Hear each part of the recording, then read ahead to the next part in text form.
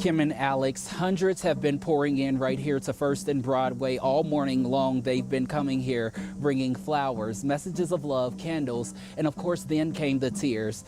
Being out here is so clear to see that these two women were staples in the Denver tattoo community who will be so deeply missed after this tragedy. But the one question that so many people have here is why they were gunned down. Healing is typical at any tattoo shop, but those here today say this process will be a lot harder. It's a shock. It's not sunk in yet, you know. Alfredo Cardenas' daughter, Alicia, was working Monday night when police say a crime spree began at her Soul Tribe tattooing and piercing business at First and Broadway. I first heard about it from my son. He came to my house late last night to tell me. But he wasn't sure if his only daughter had died until he got the call. I don't know. We weren't 100% sure because she hadn't been identified yet. Two other artists, Alyssa and James Maldonado, were also shot. Alyssa died. Jimmy is still in the hospital. Once Alfredo knew, he immediately came to his daughter's sacred place. Just thinking about her not being around, so it's way too soon. Yeah, it's way too soon. And I'm real concerned about her daughter. A 12-year-old daughter now left without her mother, a well-loved artist, mother, daughter, and friend. She was a unique person.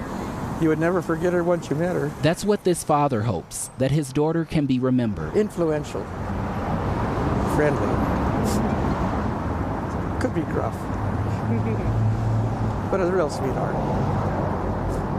That's Alicia. Now an unfamiliar healing process begins for those who knew and loved these victims. She's going to be greatly missed.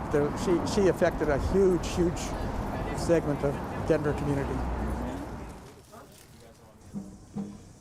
Now, I have to tell you all, within the last hour, so many people have started to show up to this scene, both family and friends. The chanting has started, the music has started, and also there have been songs as well. And of course, that emotion is still right here in the air.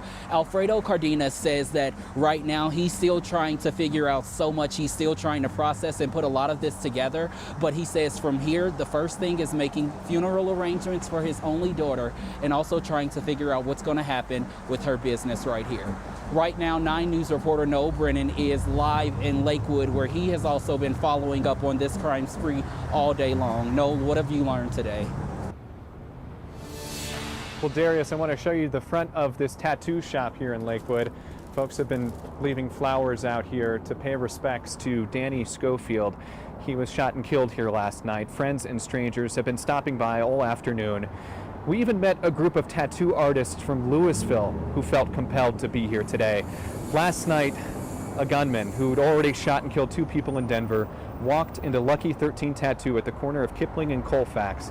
Tattoo artist Danny Schofield was shot and killed, and the gunman left. This afternoon, we heard from a friend who knew Danny well. Annie Bagford says Danny was a talented artist who created many tattoos for her over the years. She says he was a father, a longtime friend, and just a good human being. Danny's our family.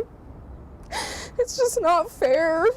Like, I want him to know he's loved and his life mattered.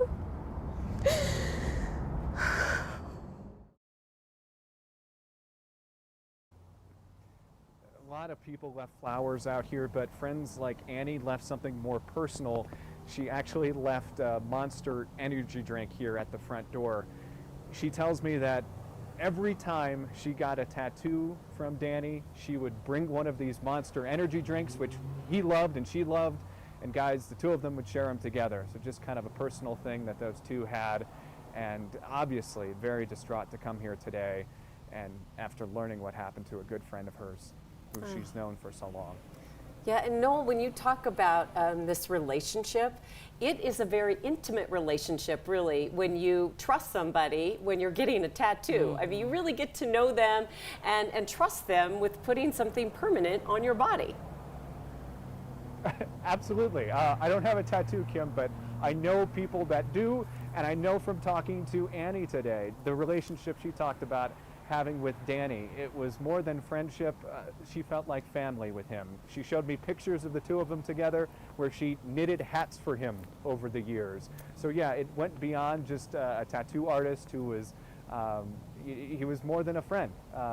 Very, very personal relationship. And to her, he was a family member.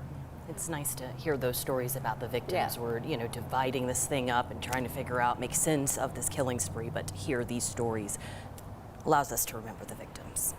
Thank you, Noel.